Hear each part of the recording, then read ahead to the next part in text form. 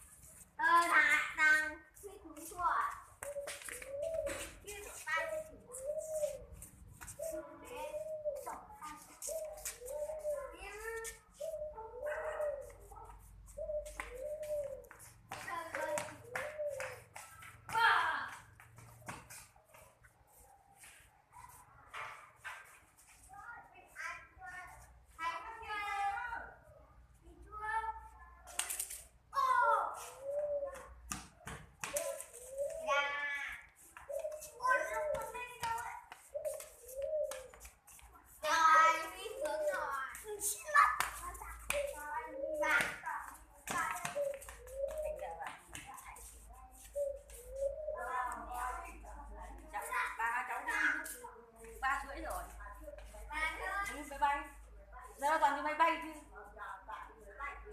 Không biết là 4:30 hay là 5 giờ nó lên máy bay. Nó ra làm thủ tục mà. Bà đâu chưa? Chơi gì vậy? Giờ cháu đi có đâu bỏ tiếng luôn, có tiếng 40 phút thôi mà. Nó đi Việt Nam Airlines thì nó đi Việt Nam Airlines chắc tiền hơn nhưng